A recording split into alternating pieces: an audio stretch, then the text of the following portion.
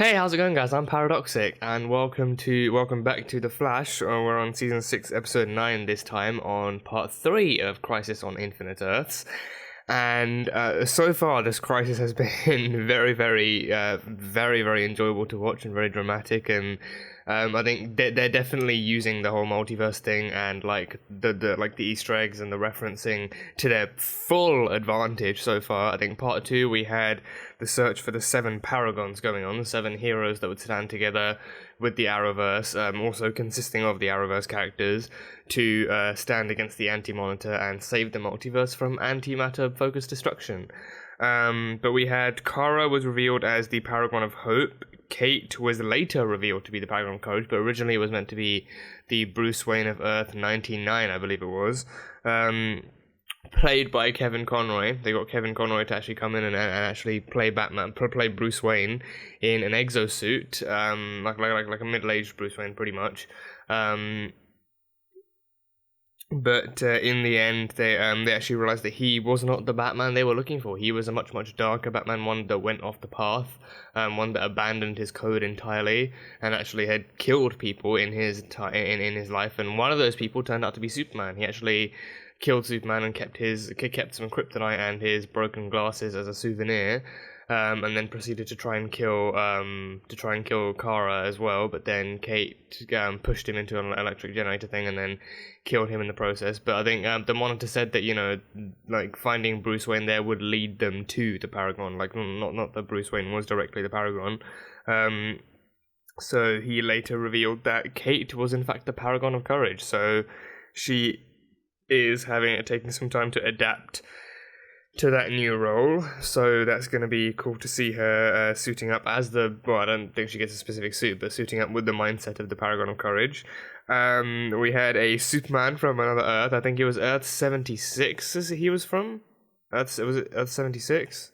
Or 74? I think it was either one of the two, 74 or 76, but we had a Superman from another Earth, being the Paragon of Truth, and this one was played by Brandon Routh. So he was the same. I think he was actually the same Superman that Brandon played back in Superman Returns as well. But this one he had like a new suit, and that suit was the Kingdom Come Superman. So yeah, I mean, watching this stuff, as excited as it all gets me, it just reminds me I need to get into the comics a lot more to actually understand the actual the raw awesomeness behind all of this stuff. So but I mean, nowadays there's just so much history with the comics and there's so much to catch up on, and I'm just lost on where to start. But it's still cool seeing how it all actually gets translated onto the screen. That Superman was the one of truth, and he was the Superman that had actually lost all hope because he lost everyone he ever loved when the Joker gassed the Daily Planet, and he lost everyone in one fell swoop. So his loss was more than any mortal man could endure. So he was still the Paragon of Truth through that. So they recruited him and Ray met, and we got them side by side. My sign fell down. I'm just going to put that back up.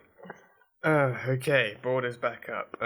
We had Sarah being revealed as the Paragon of Destiny, which was no questions asked. She's the captain of the Wave Rider and a time-traveling queen, so she is the Paragon of Destiny.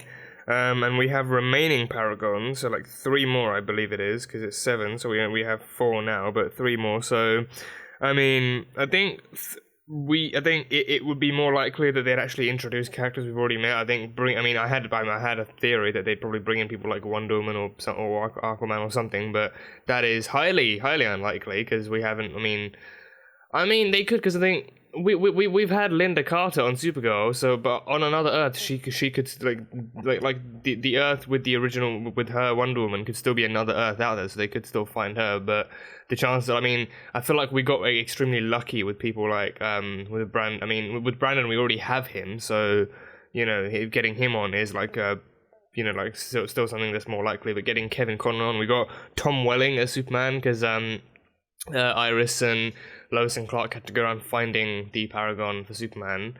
So they met Tom Welling as well. So that was an amazing crossover.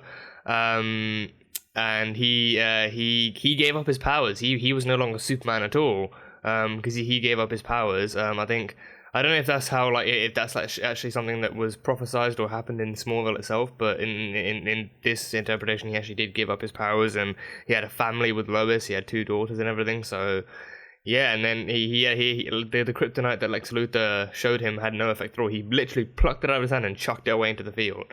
So yeah, but Lex was back. He stole the Book of Destiny, and he went around killing other Supermen throughout the multiverse, trying to kill them all off and stuff like that. So he actually succeeded with a few of them, but then he gave up on Welling's one because he wanted a challenge. He wanted to kill one with the powers to actually rise above that aspect of it. So he gave up on Welling. But we had Welling and Conroy being dead now. But yeah, so the remaining Paragons, I mean, I think it's going to have to be people that we already have, because I think Ray's Paragon Detector did start off with who was closest, and Kate was on the Wave Rider, so that's who was closest. I think maybe the remaining ones could be Barry and Oliver. That's 2 more, so we need 1 more.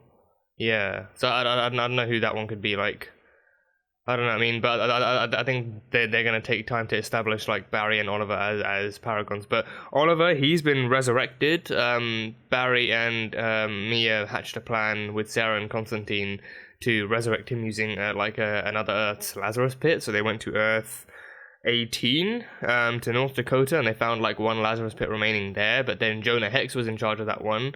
So Sarah and Mia had to take him out. And then they resurrected him, but John, after the resurrection, John said that he couldn't essentially bring Oliver's soul back because the antimatter taking out the universes was messing up his magic and he was losing his powers. So the crisis is really fucking everyone up. The crisis is really, really fucking everyone up. So it's just a question of, like, how and when everything's actually going to come together in their favor, and how they're actually going to stand, like, have a fighting chance actually taking down the Anti-Monitor, who we saw at the end, because Harbinger, Lila, she was having some crazy stuff throughout the episode as soon as the Anti-Monitor opened up the Book of Destiny. And then in the end, she was just hearing more and more voices in her head, and she walked out into the hallway, and then she got transported to somewhere. I think it looked like Star Labs, like another world's Star Labs. But then the Anti-Monitor was there, and he seemed to be interested in recruiting her. But he reminded me of, like, a mix of, like, I think people pointed out that, you know, his face actually looked similar to Thanos, and, like, after a while I actually started to see that, with the wrinkles and, like, the structure and all that kind of stuff. But he looks like, I think the most common one that I've been sticking with is, like, the cross between the regular Monitor and the Night King from Game of Thrones. But I think his suit reminded me a lot of Apocalypse from X-Men. His suit reminded me like the actual comic Apocalypse, not the film one, but like the actual comic Apocalypse. Like the suit reminded me a bit of that. So maybe Thanos inside Apocalypse's suit. If his suit actually does anything, I don't know if that amplifies his powers or what happens. But the Anti-Monitor is here. He's coming. He is coming. So the heroes are gonna have to start getting ready. But yeah, last episode was just reveals and appearances galore, just references here, there, and everywhere, and it was super cool to see. So I am very, very excited to see what else the writers have got in store for us with this one, and seeing how all these newcomers actually interact with the Arrowverse and how they come together to save the universe, or the multiverse even. So yeah, but that is pretty much all I have. So Crisis on Infinite Earths Part 3. Let's go. Barbara, can you hear me? I need more time. The wave's coming. Barbara? Oracle? Sending Alfred relevant data before the wave hits. That's Oracle. Oracle, please answer me. Sending all relevant data. Oh shit, the Antimatter's taken the place of... Oh no, Oracle's gone. And so is she. I don't even know who that was. Well, Earth 203 is gone. Earth 203 is gone, as is New Gotham. Jean is the one of honor. Love? Okay. Who the hell is that guy? Also, wait. Kevin Tran is in this! Ryan Choi. Ray, Ralph? Fuck me, Kevin Tran is a paragon of true thingy, something. Well, she's still got that kryptonite. What is she gonna do with it though? What is Kate gonna do with that kryptonite? Is she gonna try and stop Kara using the Book of Destiny? I'll watch over his body. Maybe you didn't hear me under those voluminous mutton chops of yours. He's vibe again! Serve your higher purpose. He's vibe again! Wait, so the anti-monitor has the power to bring him back, just like that? We don't have time for this. Oh shit. Oh crap. Tell us how to work or lose an arm at your choice. Did strong arm tactics work in Gotham City? Yeah, wait and find out. You try to use it on the scale that you're talking about, and it could drive you mad. Like Deegan. Oh crap, okay. Yeah, that's what the monitor said too. Bringing back an entire world could drive you insane. I have to find a way to fix this. I don't think this is gonna end well at all. No. See you soon. And it's exactly what Lex would enjoy seeing, so Supergirl being driven mad. 666. That's 666. Luckily, I know a guy. You know a guy. Oh, you're gonna love her. She's got for everything. Oh my god! Ladies, seems like you're not the only ones who want a piece of me. I'll see you later. Honey. Oh, I'd like to say it's a pleasure to see you on my own outside my club. It's not. Hello. I don't believe we've met. Lucifer, Morningstar. Yes, we know. Morningstar, as in... The devil, yes, exactly. Oh my god. What is it you desire? I fucking love him so much. Oh, he's gonna draw it out of me. He's gonna draw the desires. Constantine. Is it? I don't care. Always a pleasure doing business with mortals. No. Any idea why Dad's... That was so fucking awesome. I did not see that coming. That was awesome to see. About when being trapped. Check it out. Wait, that's a speedster, isn't it? That has to be a speedster. Barry Allen from Earth 90. That's him. Okay, there we go. Opening a portal to cross it, yeah. Okay. And the cannon has stopped. No more antimatter. If I ever got off of it, it would erupt, destroying all remaining Earths at once. We only Oh, have- Jesus. Pariah, how did... Pariah? Where'd he go? Pariah, what? Where'd he go? How's he gonna leave as soon as they rescue Barry? Your second paper on subatomic density manipulation was your foundation for my work on miniaturization. Wow. He has a fan. Okay, Dr. He has a fan. You need to come with us right now. Ah, he needs a demonstration of powers. You're elongated man? Yeah? I'm no hero. I'm a husband. And if this is the end, I have to be with my wife and kid. I'm sorry. Well, you're not a hero yet. You do amazing things in the future, including creating the Flash Ring. And a new suit for Barry. There's only 7 left in the multiverse. It's ironic. I thought there were infinite Earths. I'm watching. Black Lightning! Where am I? Jefferson! Back to Freeland, now! Whoa! Down, electric guy. Friends! Black Lightning. Allies here, yeah? Black Lightning! Oh, damn! Oh, sweet Jesus! Ugh. Black Lightning's here! I did not bring you here. Has just been destroyed by way of antimatter. So, His Earth is gone! my girls. They're gone. No! I transported Wait, you here. what? Humanity. His family's gone? Family, not me! I have to do this. But I have to stop you. Oh god, that's why she has the You won't be kryptonite. able to. The kryptonite. Oh god, come on, world's finest. Don't fight each other now. Save the fight for the anti-monitor. Come on, girls, come on. Okay, more time. Flash time? Flash time. Well, not necessarily flash time, but still. Gets closer to my wife. I was married once too. Tina always They're said having a that super everybody speed has conversation. purpose in life. It's time for Flash to vanish in crisis.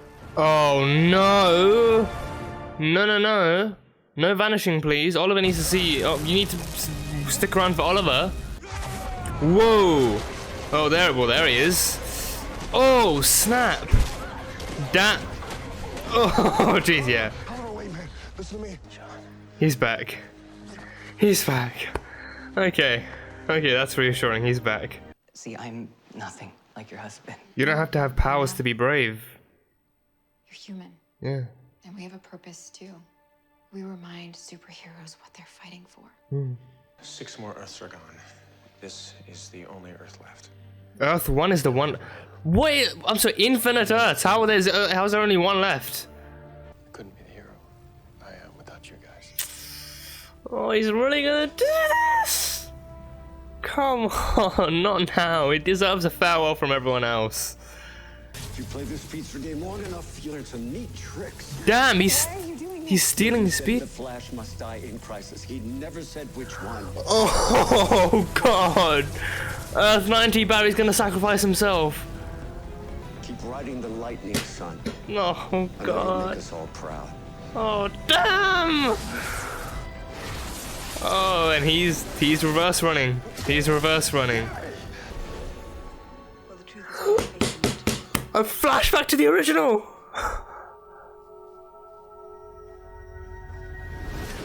He's remembering her. And the wave goes. No more red skies. The wave is gone.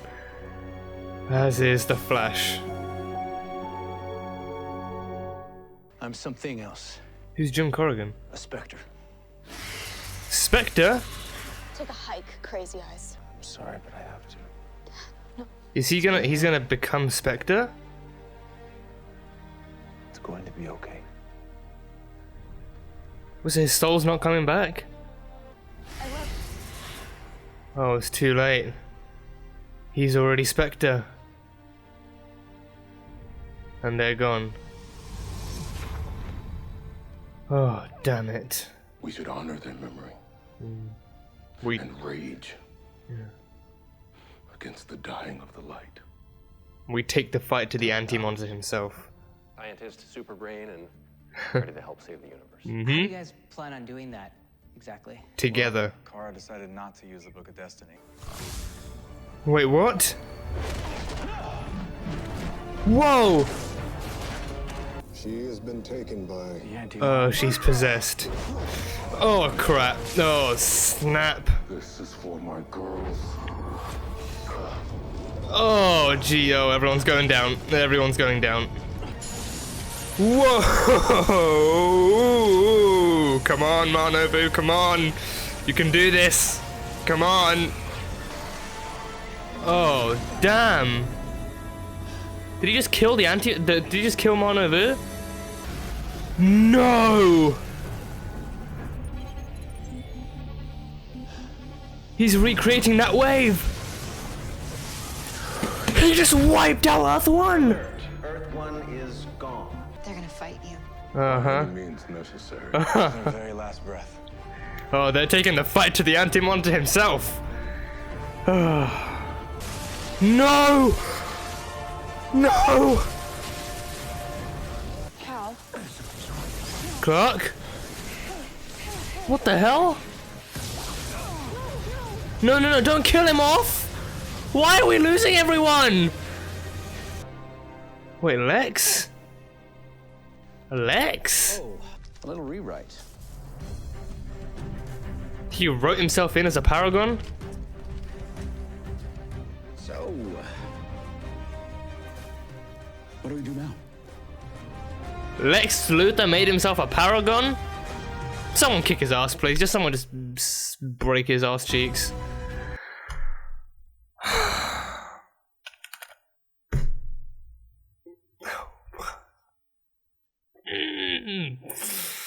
Oh Jesus! Wow, oh god, this. This is the last piece of Crisis we get before Christmas.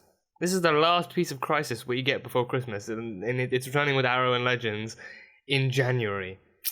So this is very, very much kind of cliffhanger worthy. This is very much cliffhanger worthy, but damn, so much happened. So much happened. So much worth talking about. So much worth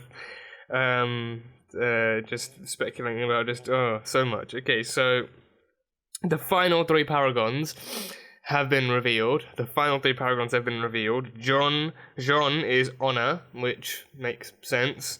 Barry is the one of love, also makes sense. And Ryan Choi, played by the lovely Osric Chow himself, is the Paragon of Humanity.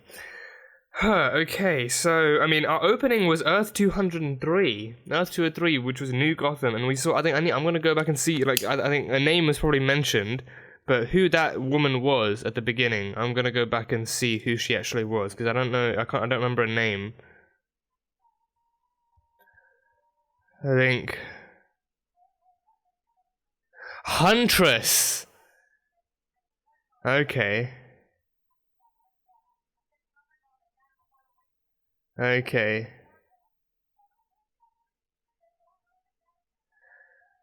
Okay, no, so it's the Huntress of Earth 203. The Huntress of New Gotham Earth 203. But yeah, Earth 203 is gone, and Barbara was there as well, Oracle of Earth 203. She was the first one to go, out of the two of them, that is.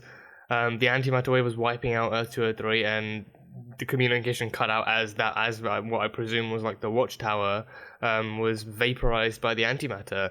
So I assume Huntress went out soon after that, so that was cool. But okay, one thing I want to get out of the way, right, is it's called Crisis on Infinite Earths, and yet all of a sudden, like half an hour into the episode, they're like, oh, all of the Earths are gone, we're the only one left. Then what is the value or the purpose of using infinite if there's like a limit, if supposedly there's a finite number of Earths? Like, you're saying, oh, it's happening to all the Earths. How many Earths are there? Infinite.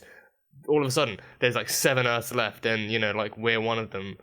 Like that one, that one just flies right past me. I don't really catch the meaning behind it. I mean, I thought maybe it's because maybe not all of them are called Earth, or maybe not all of them are identified as Earth, or identifiable as Earth, but then you still call them Earth something, like Earth 2. You'd still call them Earth as in to identify them as a part of the multiverse of Earths, but then they might still be called something else. I don't know. That one kind of irks me. I mean, not irks me, it just confuses me more than anything. But yeah, so Earth 203 is gone.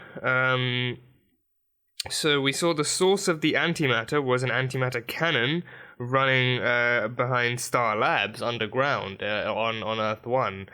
And it was being run by Earth 90 Barry Allen. So back in Elseworlds, when he teleported that Barry away, he actually teleported away from there, and then Barry then that was the monitor teleporting away, but then he landed but then the antimatter set him up to run that cannon. So the way he was running non-stop, it reminded me of back in Smallville when I think it was Lex who had the Flash of that show running around in like a prison chamber thing where like there were pressure pads, and if any of them stopped having pressure applied to them for more than a millisecond, then gajillion jolts of electricity would go coursing through his body. So he had no choice but to run around forever and ever and ever and ever. It's what it reminded me of. But with this one, it was just a fail-safe with the cannon. So if the Flash actually stopped running for any reason, then the cannon itself would just self-destruct, and it would destroy it would destroy all the remaining Earths immediately. So yeah, but that was that one. Vibe returned, so the monitor brought back Vibe, so he had the power to actually bring back Cisco's powers as Vibe, so that was a nice chunk of destiny. One thing I really want to talk about, you guys saw how much I fucking screamed at this shit. I didn't think they would do it. I didn't think that this would happen, because I had heard that, like, canonically speaking, Lucifer is actually a DC Comics character, like just like Constantine has his own series, like Lucifer Morningstar is an actual DC Comics character. So seeing him pop up in this, I did not see that shit coming at all. Like, I was confused as well because it said Earth 666 Los Angeles. I recognized that backdrop. But I was like, this looks familiar, but they're not going around this route, are they? Like, that, like, are they really pulling this, like, this story and these characters in, and that they were going to do that? And then he knocked on the door and it's opened by Tom Ellis's Lucifer. I think I like, this was one of the ones that I think either I was lucky. This was one of the casting rumors that I was lucky enough that I was either lucky enough to avoid, or it was just like never really reported enough. But I'd never actually heard anything about this, and I think I like deep down I wish I had felt I had done the same, like had the same experience with the other ones, like with Brandon returning as Superman, and other stuff. Like, I mean, yeah, like because that one, like the Brandon returning as Superman, that was one I saw. Like I saw a rumor Brandon Routh returning as Superman for Crisis on Infinite Earths. So I was like, okay, that would be cool to see. But I wished I hadn't actually seen that one deep down. But this one, Oh god, I love Lucifer so much. I love it so much. I think I started watching the show properly like about a year ago, and now I'm still kind of like a quarter of the way through season 4. Yeah, and it's just such a good show. It's such a good show. I love him so much. But yeah, I guess then it makes sense. I mean, you know, Constantine being Constantine and Lucifer being Lucifer, literally the devil, it makes sense that they would have some kind of history together, like dealing with demons and the dark arts and the occult and shit. I don't know if Lucifer shows up in Constantine's TV show, but it's good to see they actually have their history together. And apparently that 666 has an Oliver Queen. John mentioned, like he mentioned, like, you know, your Oliver Queen is this and that, but then my Oliver Queen is the Green Arrow, and he needs our help in getting back, and we need his soul back. But apparently, John helped Maze out. John helped Mazikeen out with something. So I don't know if that's like. I mean, so far I've heard nothing about Constantine in Lucifer already. I mean, unless it's an Easter egg in season 4, or unless it's something else that happens in Constantine's show. Again, I don't know if Lucifer shows up in that. But Lucifer itself is like its own show. I think, to my knowledge, it's not really a spin-off of anything. Well, it's just like an adaptation of the comics to the TV show. But to see that, that's a part of the Arrowverse. It's a part of the Arrowverse in a far less kind of conventional sense, but still, it's a part of the Arrowverse. Earth 666, Lucifer Morningstar's Earth. It's a part of the Arrowverse. That, oh god, I could not contain myself. That was so cool to see. Yeah, I love that show so much. I love that show to bits, and it's I think it's one of those shows, like, I mean, again, I'm playing catch up. I'm going through like season 4 of it right now, but it's like still one of those shows that I like watch in between, like when I have stuff rendering, and I just bring up that episode. So yeah, but Lucifer Morningstar, good to see him. Good to see my boy Tom Ellis shining into the Arrowverse. But yeah, I would have loved to see Maze popping by as well. Like, even, the reference was good, but still, like, seeing her just walking by the screen, like recognizing John or something, that would have been good to see. Would have been nice to see Leslie. But either way, Lucifer, he's here. So that was cool. So a little tidbit I'm recording after having recorded the main kind of video, just a little extra thing that I remembered for the review, is that we are introduced to Ryan Choi. So we got a bit of an Easter egg from him back in season 5 of The Flash. When Nora first gave Barry the Flash ring, she said it was actually a suit and presumably a ring designed by Ryan Choi. So he is presumably some kind of like the super scientist. I mean, they did say he was really like highly intelligent, intellectual with his stuff. So he is being played by Osric Chow. So that is a very nice welcome addition to the Arrowverse that I'm happy to see. And I don't know if he actually does be a superhero in the comics, or if he's like Cisco and Felicity and he's just good with like technology and computers and whatnot, and he actually helps out behind the scenes. But either way, that is a really cool thing to see. And his Paragon trait is humanity. So him starting off, I think it's actually like a testament to how he actually was introduced with when meeting Iris and Ray and Ralph as well, like him saying that he's not really ready to be a superhero or do any of that business because he was worried for the safety of his family. He was worried about not being able to say goodbye to them, his wife Amanda and his daughter, I believe, of 6 months, Simone, I think he said.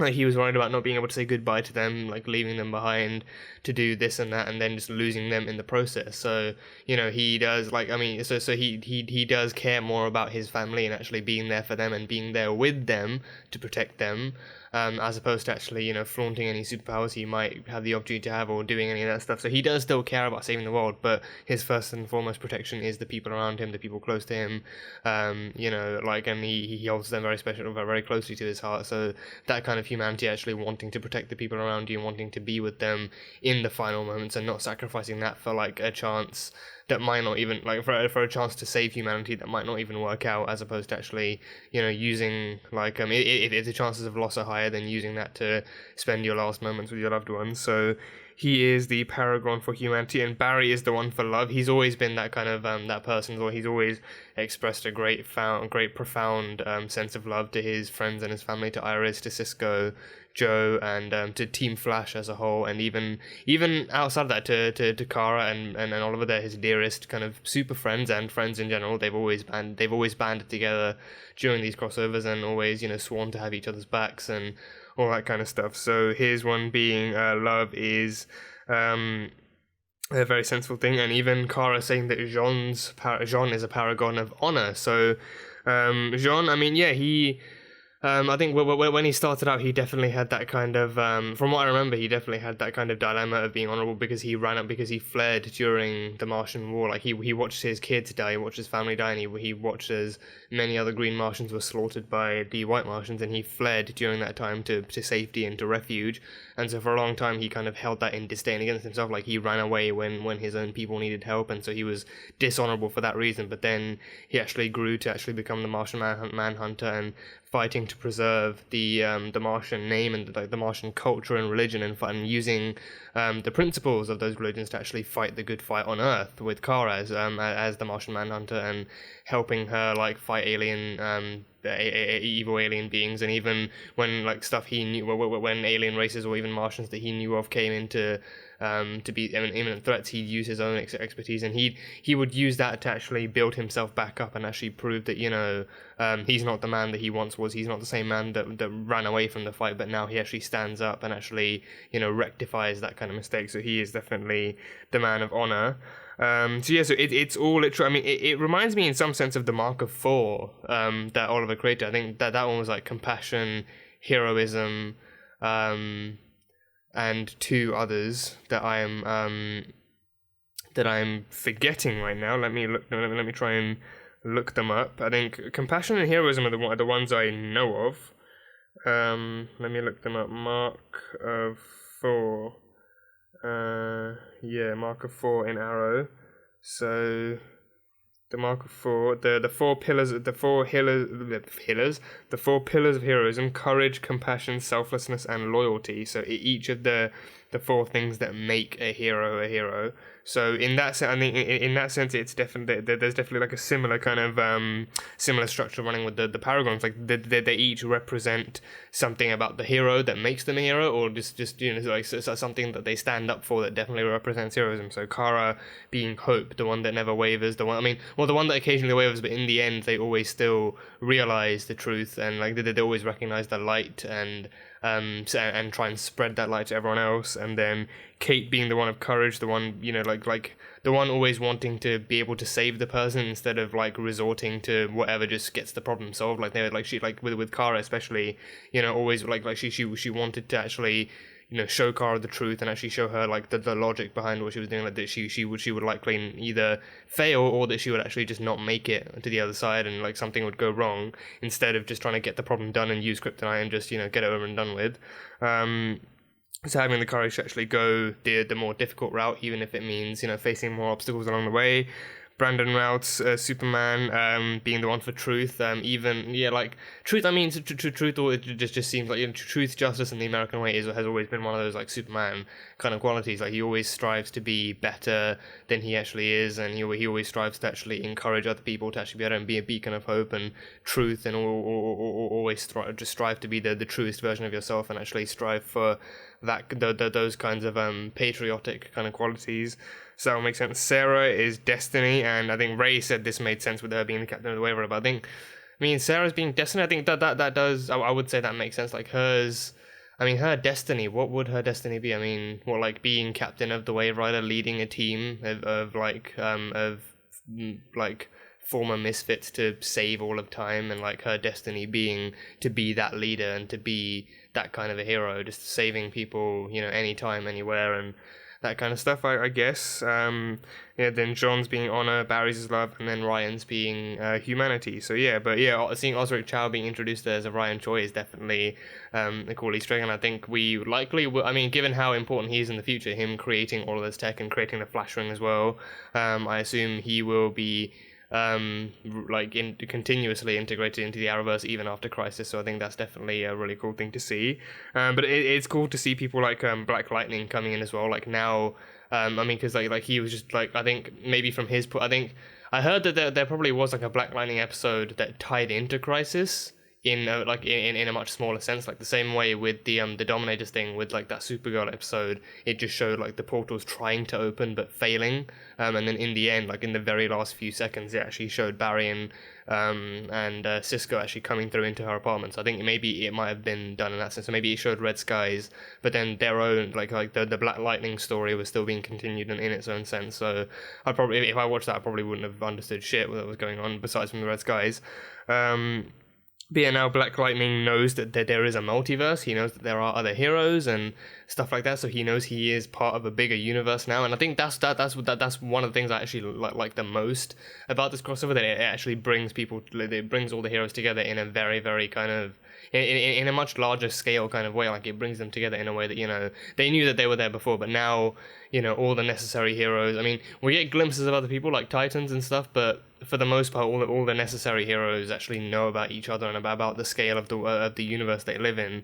So it definitely, I mean, this, like, despite being as big as it is now, it definitely opens up the path for even bigger and even grander crossovers in the future. So yeah, but I mean, I don't know if Crisis being as big as it is, it's gonna stop the crossover kind of consistency for a while. Like if maybe because of how big this is and how much this is going to change the Arrowverse, if next year we're not even going to have a crossover, or it's just going to show how the characters are recovering from what from the hand they've been dealt in the Crisis, or what's going to happen. But I don't know, I feel like that might be the route they go down, or they might try and show something else. But either way, this is big. But yeah.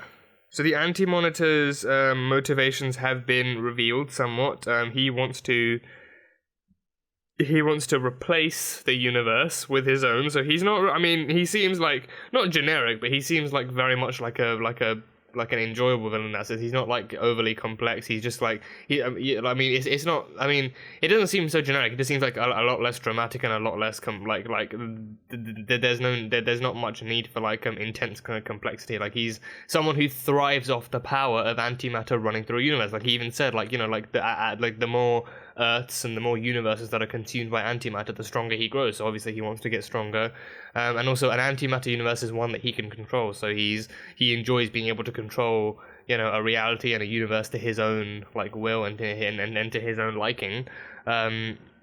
So he wants to replace, I think maybe the multiverse, or maybe just like the Earth universes. Again, that just kind of just confuses me. Like it's a multiverse, it goes on forever, and there are supposedly infinite Earths, but all of a sudden it's like Earth 1 was the last one standing, and even that's gone.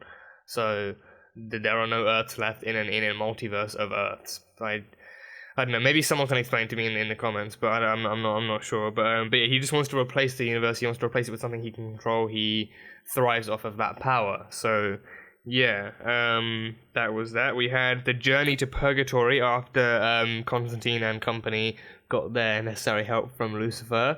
And Purgatory, funny enough, was literally Purgatory. They went to Lian Yu, which was Oliver's Purgatory, and I think that makes sense. I mean, I was half expecting it to be Sarah's one, but then it makes sense because it depends on the actual person. Like with Sarah, her history started with the League of Assassins. Like when she became the White Canary, when she became that kind of a person, that kind of fighter, that started with the League of Assassins in Nanda Parbat. So that's why we're back in season 4, I think it was, or season 5. I think they went there. I think season 4 probably, yeah. They went there. And then, but with Oliver, his history started on Lian Yu. That's when he changed. That's when he became the person that he was. That's where he started his journey. So that is his purgatory, literally his purgatory. So that's why they went there. But Oliver was found. They did find it. Well, he found them pretty much. He literally got the pounce on them. He literally got the pounce on them and just took them out with a few kicks to the shins and a punch to the ribcage. But he found them and he took them down but soon recognized them after John and Mia reached out. But then there was another guy there. So Jim Corrigan. So he said he was Spectre. He had like green glowing eyes, and he said he was Spectre. And I don't know where that one goes. He said like time. There was a time when he was like a police officer or something, but then he received a higher call from some kind of like cosmic entity or something, and then one thing led to another, and he went on a journey, and he became Spectre. But now it's Oliver's time to rise as Spectre. Now, I'm mainly questioning who and what Spectre is, but then but now it's Oliver's time to be Spectre. So what does this mean? Because his soul didn't return. He chose to go with Jim instead of Constantine and the guys and Gal. So what I mean? So is he gonna be back? Is he? I mean, I assume he might be back, but then So I take it he's no longer Oliver Queen. Maybe I think his soul didn't come back to his body, but he instead chose to become something else, someone else. So he's gonna be Spectre now. But I mean, yeah, I feel like if I had read the comics, this would be so much easier to understand. Yeah. But yeah, Spectre. I mean, I guess it's. I guess. I mean, from the context, I assume it is safe to assume that it's. I assume it's safe to assume. But I think I think it's safe to assume that it is some kind of cosmic entity capable of allying with the Arrowverse to actually defeat the Anti-Monitor, or maybe it's some kind of observant deity or something, but entity even. But yeah, he's now Spectre, so his soul hasn't returned to his body, so I guess that means he's no longer Oliver Queen. But Oliver has become Spectre.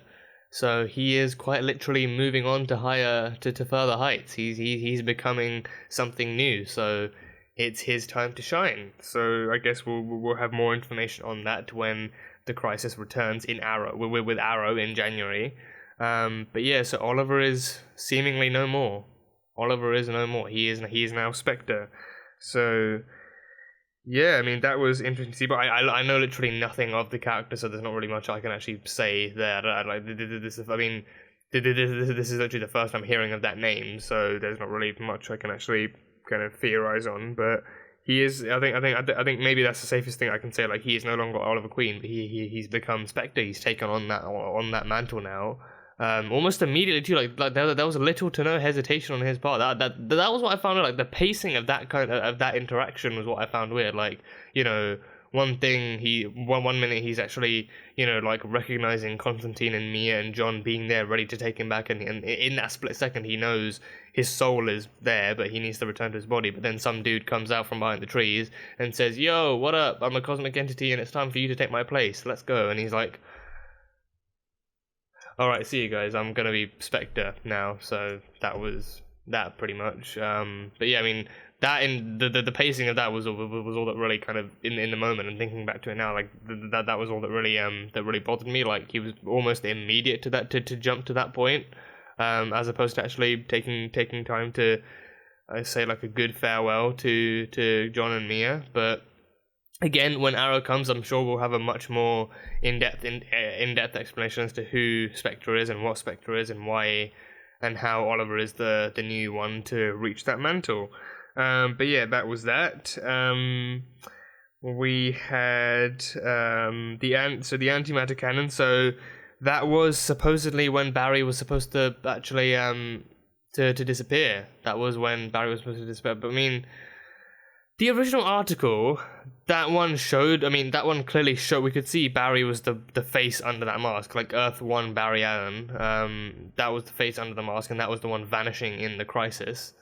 So how this impacts that, I'm not sure. I mean, because Earth 1 Barry Allen even said, like, the Monitor said, like, Barry Allen has to vanish in the Crisis. He has to sacrifice himself, but he never said which Barry Allen. So I guess that's like one good thing behind bringing back the Earth 90 Barry Allen to do that.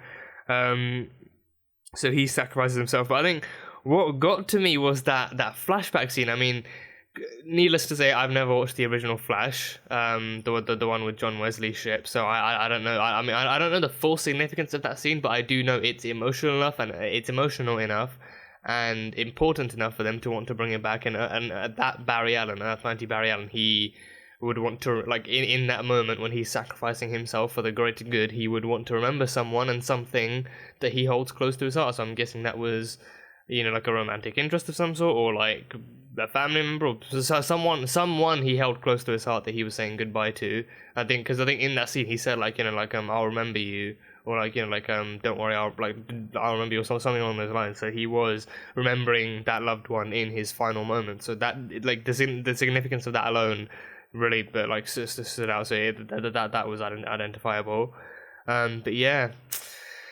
Earth 90 Barry Allen, John Wesley Ships. I think he's Jay Garrick. I think Earth 3. If all the Earths are gone, that means Earth 3 is gone too, and Earth 2. They kind of confirmed that Harry and Jesse are gone too. They're gone. I think. Where was Wally? Where's Wally been this entire time? I think.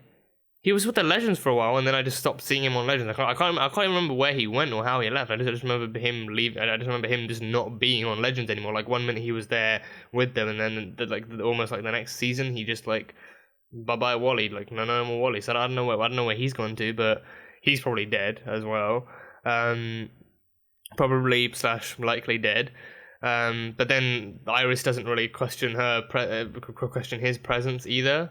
Like she doesn't like question where Wally is, or even question what Earth he was on. But it doesn't matter. All the Earths are gone now. So everyone they ever loved, everyone they ever knew, everyone whose whereabouts they ever questioned, likelihood is they're gone. They were taken out by the antimatter. But yeah, but goddamn. So Barry sacrificed himself, and then we see as the cannon itself, as he runs in reverse, as the cannon destructs on itself.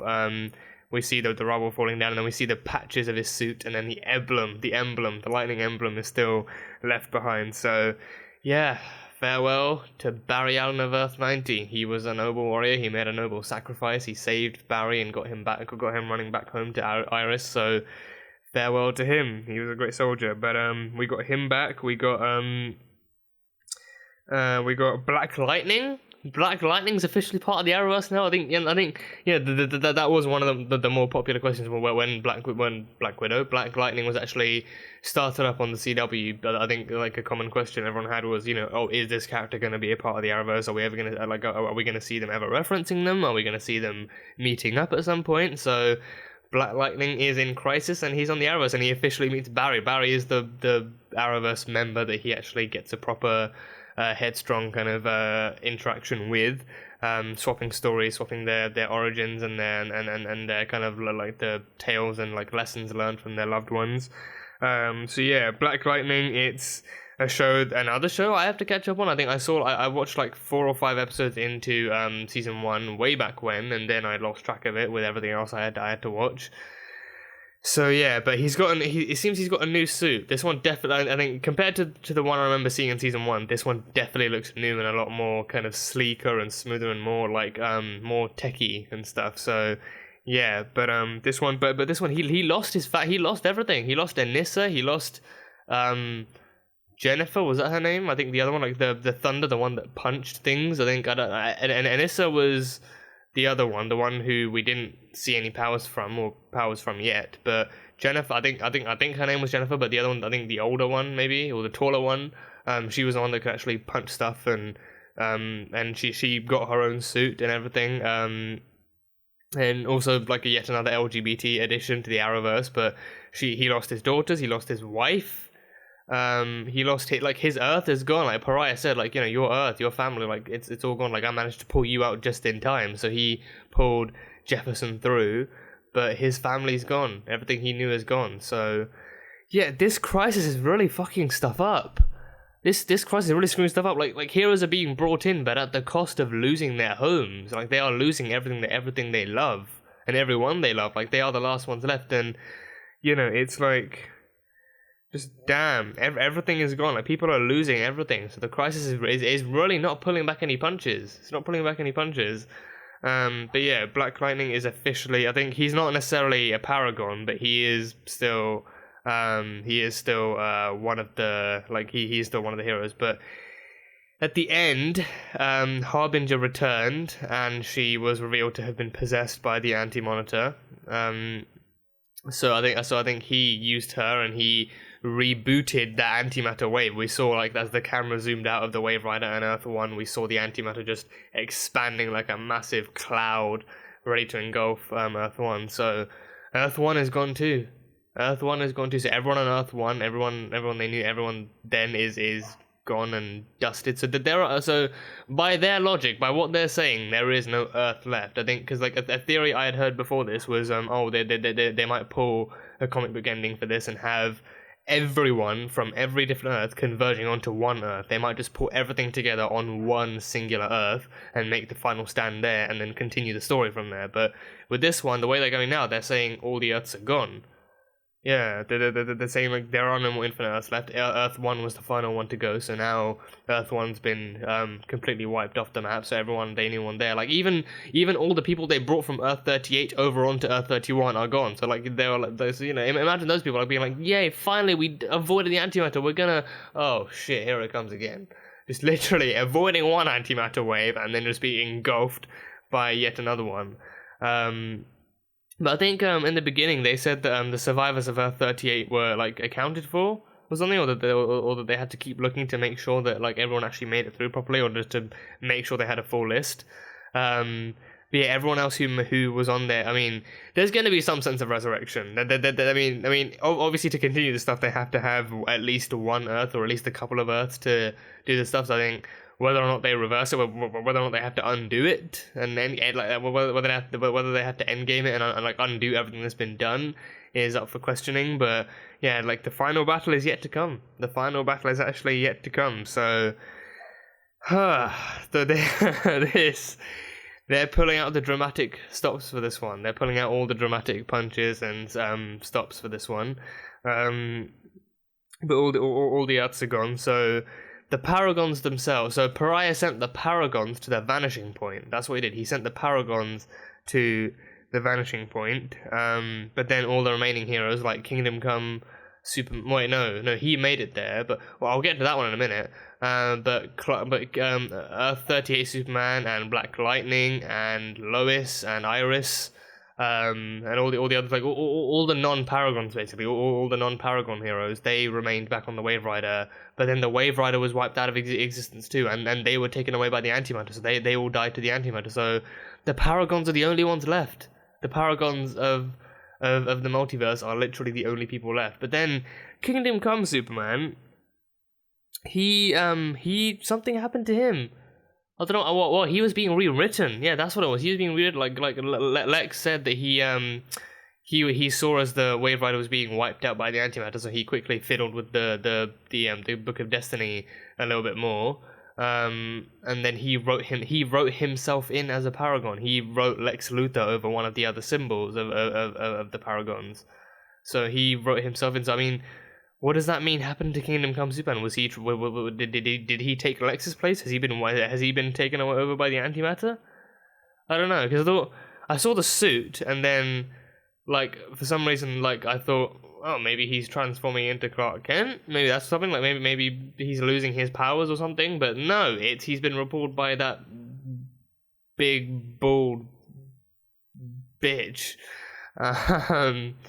But yeah, so Lex wrote himself in as a Paragon of not only wrote himself in, but actually replaced one of the official Paragons. So he took over the mantle of one of the existing Paragons, and took Kingdom Come Cow away, and then made himself one. So now he's gonna somehow fight. I mean, the Monitor did say that Luthor's mind was what was one of the things needed to help fight the crisis. So maybe Lex will actually have some tricks up his sleeve to help fight the Anti-Monitor. But in the end, he will always still have his own agenda. He will probably try and leave someone behind, namely Supergirl, or he will try and betray them in some way. But I don't know. I mean, him bringing Lex back, I assumed that the Monitor's plan was to bring together the villains of each of the Earths and each of the characters. So like Lex for Supergirl, the Reverse Flash for Flash, Deathstroke for Arrow. Like bringing back the oldest enemies for all of these heroes. And like bringing them together to form their own kind of group, and having them off doing their own thing, saving people or whatever. But no, he just literally just wanted Lex because he's an intellectual person. He's a resourceful and intelligent being. So yeah, I mean, that would have been a cool thing to see, like him bringing, like the Monitor bringing back all those characters to form their own kind of trio to do their own thing, whilst the heroes are actually off searching for the Paragons and, you know, like saving as many Earths as they can and all that sort of stuff. But no, the Lex is just gonna stick with the people. Lex is gonna stick with the Paragons of Earth. But yeah, all the other heroes are gone. Vibe, Elongated Man, Killer Frost. All the other heroes have been wiped out by the antimatter, so I think in that sense, Resurrection is definitely going to be in the cards, because like those do not feel like characters that are going to be gone for very long.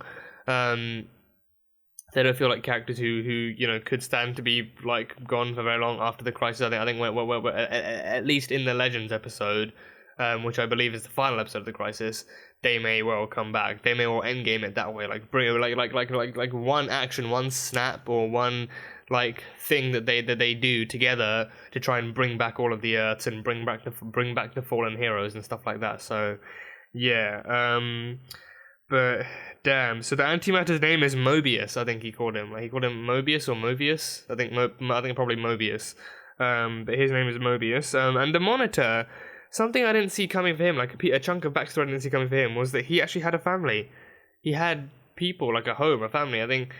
So, given how he's been this entire time, since Elseworlds, I assume he was just a cosmic entity that went around doing his own thing, and he never really had, like, a conventional origin. He was just a person willed into existence, or he's a person that somehow came into existence, and then went around to prepare, and then went around with the knowledge for Crisis, and went around preparing people from day one. Like with Lila, like how he saved her from the explosion, and he gave her that role to bring all these heroes together over time.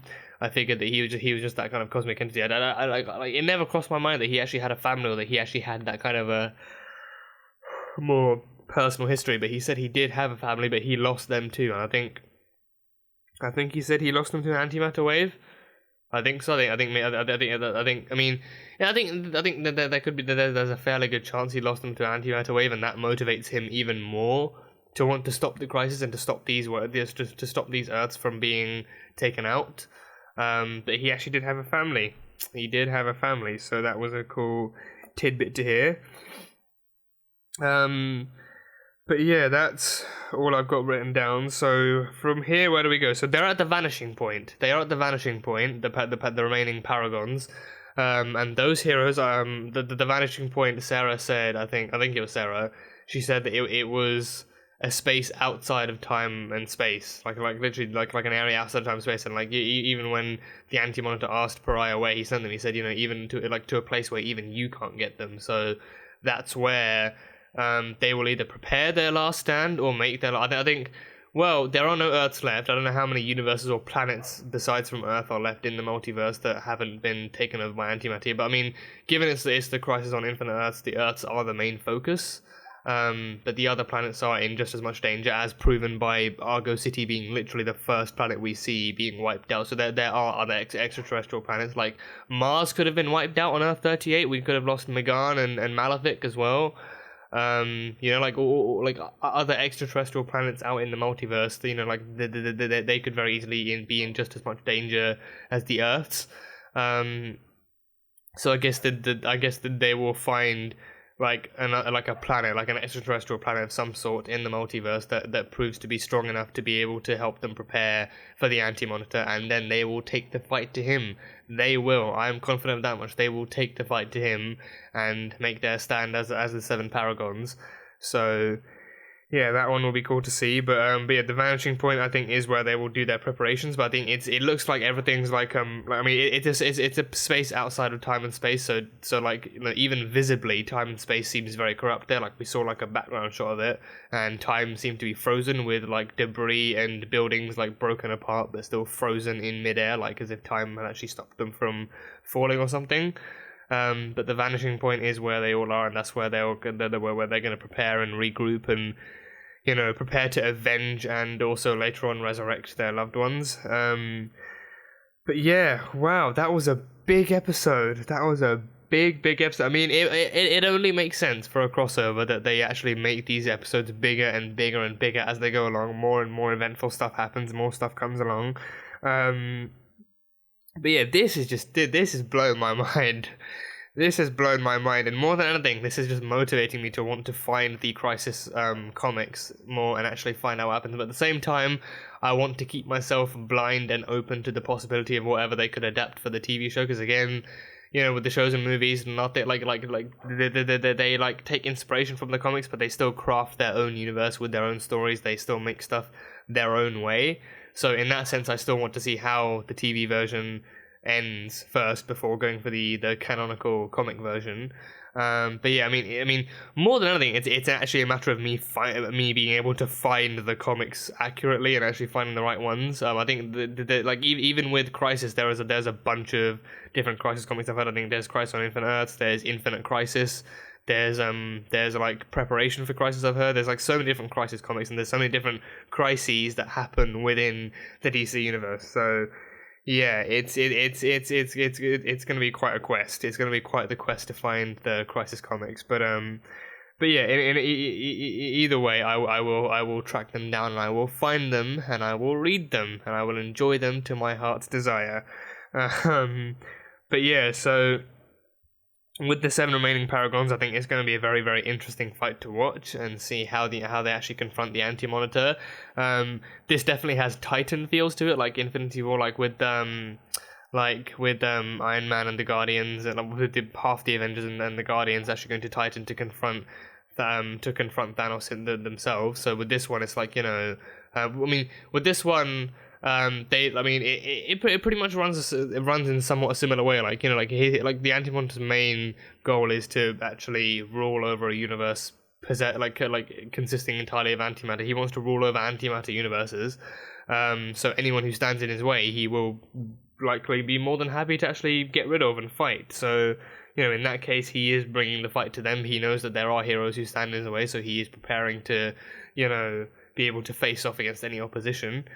So in that sense, it's going to be interesting to watch how they actually confront the Anti-Monitor on the Vanishing Point, or wherever it is that they find him. I think since he can't get to them on the Vanishing Point, I think their plan will be to actually to plan out a coordinated attack and actually, you know, come up with some kind of strategy to take him down and to reverse this antimatter destruction process, and then leave the Vanishing Point and find like an extraterrestrial planet of some sort where where they're like reasonably safe from antimatter, and wait for the Anti-Monitor there and then take him down.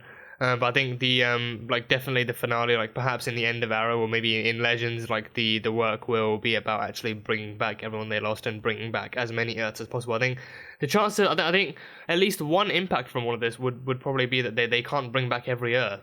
I think that might be at least one like drawback from this. Like, as much as they want to, as hard as they try and as much as they want to, they won't be able to bring back every single Earth. They will only be able to bring back like a handful or a select few. But they will try and bring back as many as they can. But obviously, like they will definitely be able to bring back all of their loved ones and all their friends and family and whatnot. So yeah.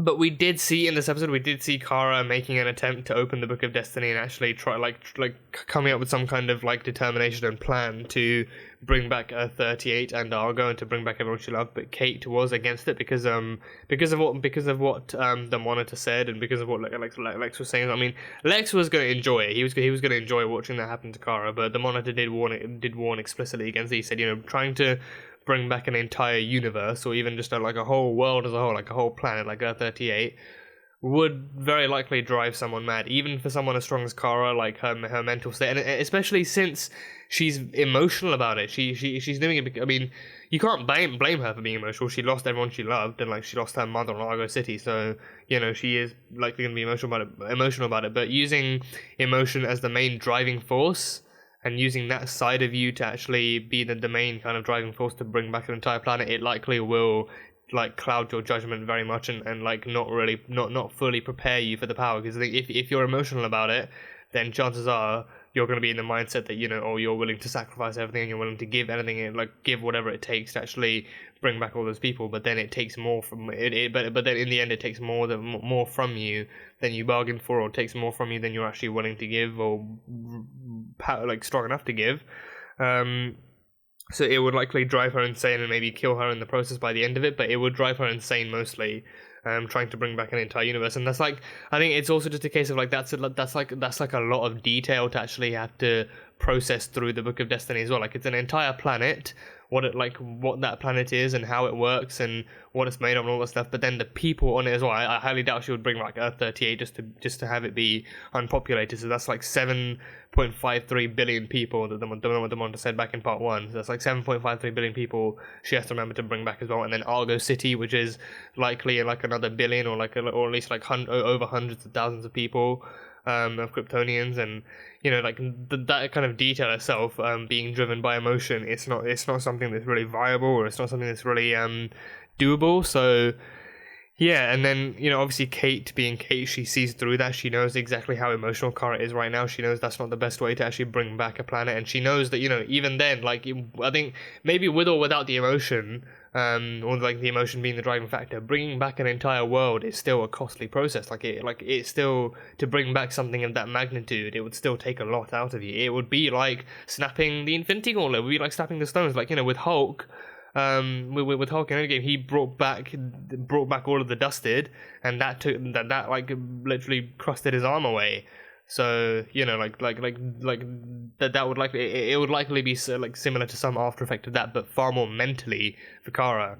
Because it would use her mind. She'd have to actually, you know, you obviously have to think about what you want to do with the Book of Destiny, and it focuses on what you're thinking of, what your willpower is like, what your mindset is like. So with that one, Kara again would be thinking like, bring back all my loved ones, I can't live without them, I need them back. So then the book would be able to take advantage of that and like you use that to power it. But then, you know, she'd be going mad thinking about all of them coming back and all that stuff. So it would be very costly. But Kate, I think she already proved what Kara wanted to do. Like, in the end, she did like offer to actually hand over the kryptonite to Kara, but then Kara told her to keep it, because you know, her like, you know, like if she can go without using it, that is a proof of her courage, and she already proved that. She had the kryptonite on her the entire time, even when she confronted Kara in the Cortex when she was about to open the book. She confronted her that time. She could have easily whipped out the kryptonite and pushed Kara away, but you know, she actually had the courage to be direct and be straight with them. Well, not straight, but she had the courage to actually be direct with Kara and actually, you know, talk her down from this instead of whipping out her greatest weakness and using that against her. You know, she actually had faith in Kara that she would do the right thing, and she had faith in Kara as a friend that, you know, she would actually listen to Kate. So, you know, I think that was a reason why Kara trusted her to have the courage to not have to use such means and such brutality, for lack of a better word. Like that's why Kara trusted Kate to not have to use the kryptonite in future situations, because she already had an opportunity to do it, but she didn't.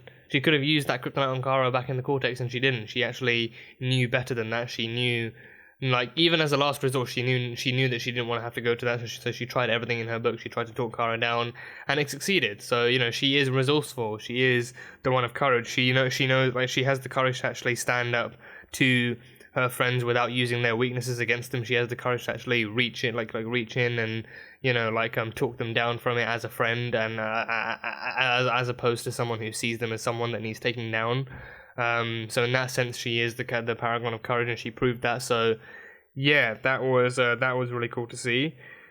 What else? So Harbinger, I mean, I'm confused as to whether or not Harbinger is now like an actual ally or something. I mean, she seemed more like a slave in the end, because I think when the heroes actually figured out what was happening, when they figured out that, like, Harbinger only teleports in every now and then, so it's clear that she's only teleporting in whenever the Anti-Monitor needs him to. So right now she's here because the Anti-Monitor wants her here.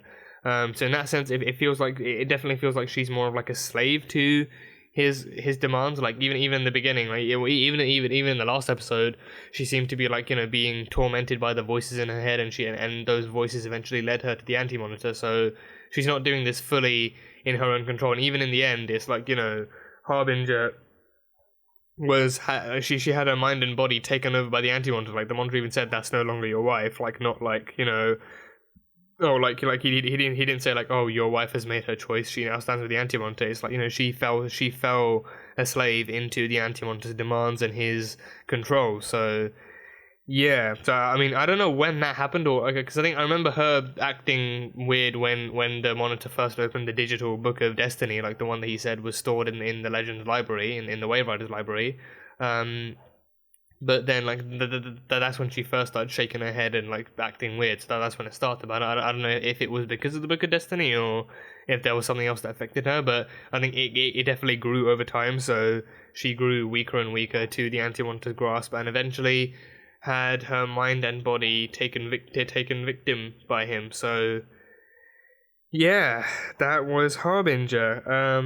But I'm not sure what much else there is to say. I think, you know, it's definitely, I think this is undoubtedly the biggest and most colossal crossover they've ever done in very much a good way. I think I am like, I'm surprised at how far they're going with all this destruction and all this kind of death and chaos, but at the same time it makes a lot of sense given how long they've been building the crisis itself up, and it makes sense given how big this event is supposed to be. I mean, I think I'm assuming, as with most adaptations to TV and games and movies and stuff like that, I mean, like as with most adaptations in general, I'm guessing the comic event is even bigger and even more tragic and even more colossal. But with this one, this is as close as they can bring it, like to the cliffhanger event being everyone dying, and that is literally an Infinity War style ending. That is literally an Infinity War style ending. They are Infinity Warring this right now. They are literally going like, oh no, everyone's dead. The remaining heroes have to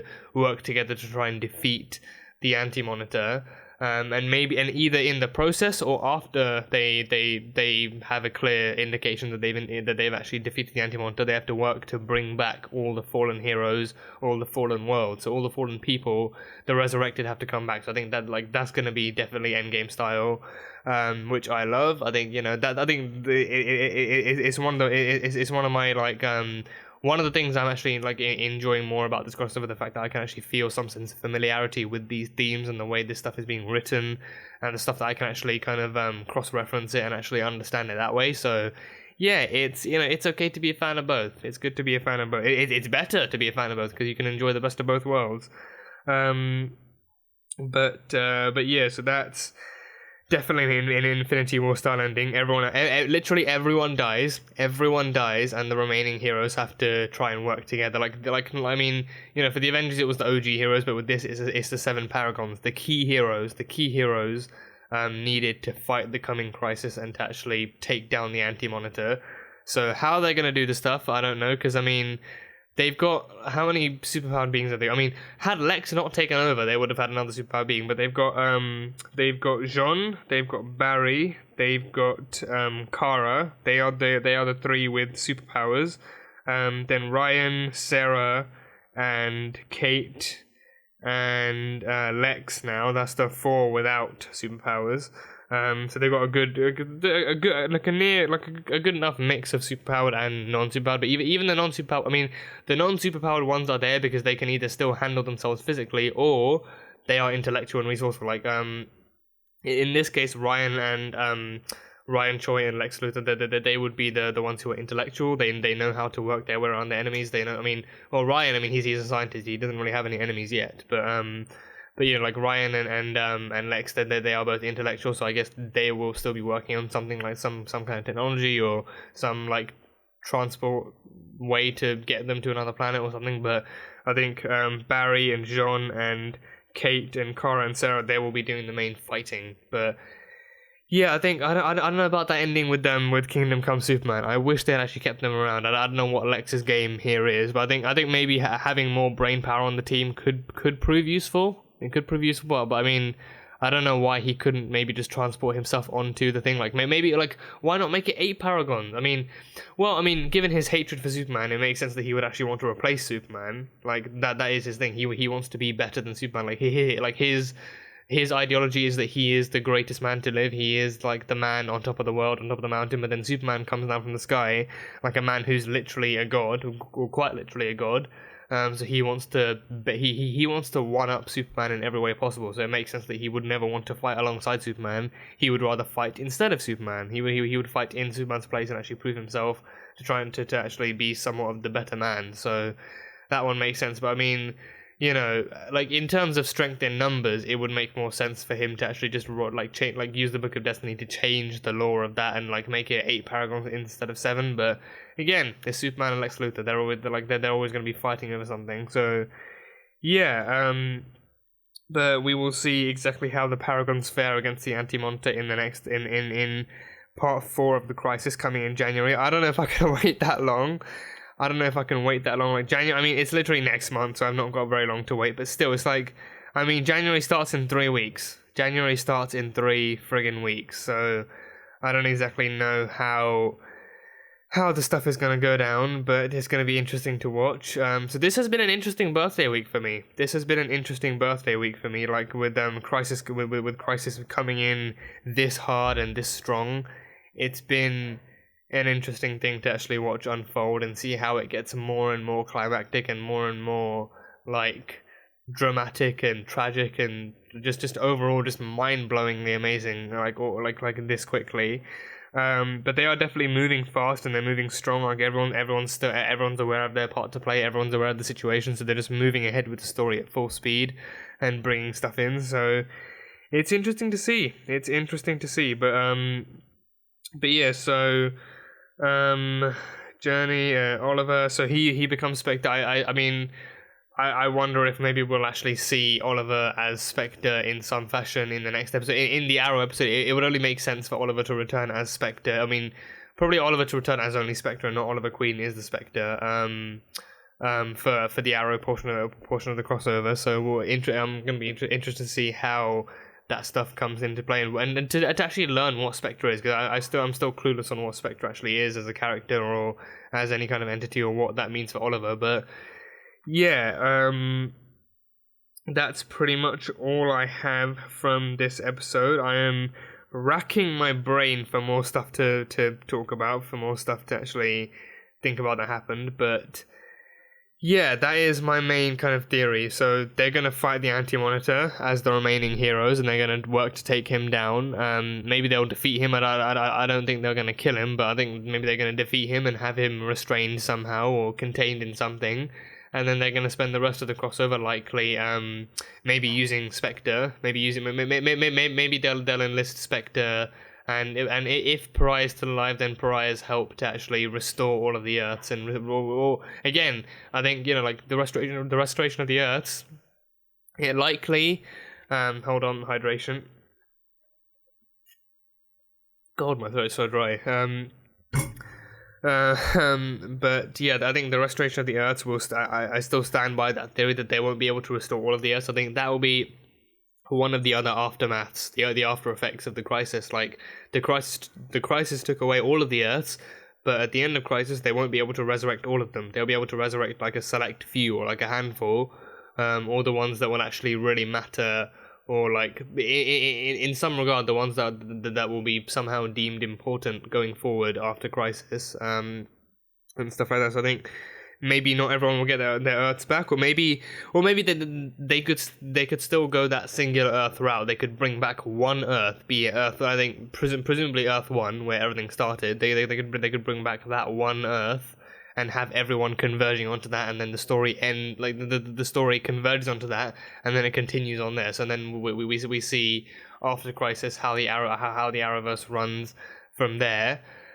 But I think it could either be one singular Earth that everything gets continued on, everything converges onto one Earth, or maybe they bring back a select few Earths and then they just move on. They just move forward from there, and stuff kind of goes on. The story moves forward depending on how they actually manage to handle like a select few Earths or even one Earth. But we'll see. We'll see exactly how stuff goes down.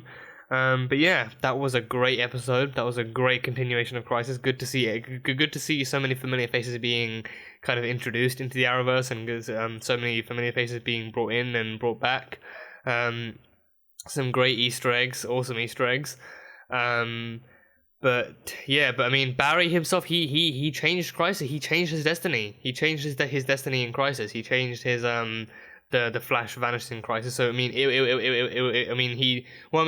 Earth 90 Barry changed it. Earth 90 Barry stole his speed, and gave himself some more so that he could actually be the one to actually disappear. Because he even made a good point with that. He said, you know, like the Monitor said, the Flash had to die in Crisis, but he never actually said which one.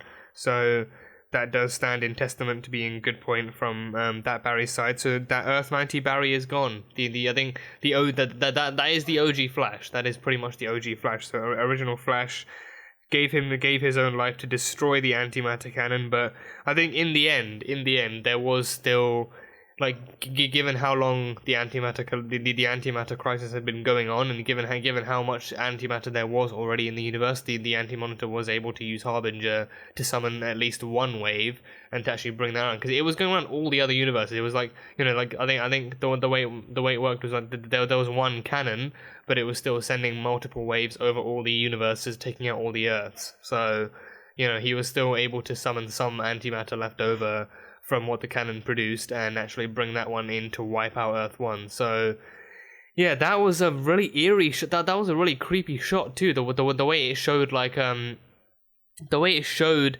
Earth 1 being wiped out. Like, if I remember correctly, there were no stars in, I mean, wait, let me fast forward to that one. Yeah, so hold on.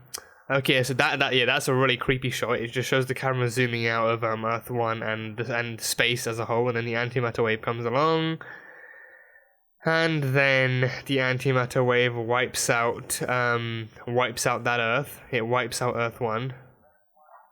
Yeah. So then, yeah, I mean, I don't know. I think it's taking over space. It's taking over, like, that vacuum of space, that area of space that's existing. It's taking out, like, that is, like, that space, that vacuum of space is positive matter, so every atom of that is being vaporized by the antimatter. So space itself, like even Alex said in part 1, space itself is literally being destroyed, so there's, like, not really many safe places to go or very far that you can fly before the entire universe, as however big it is eventually taken over by antimatter.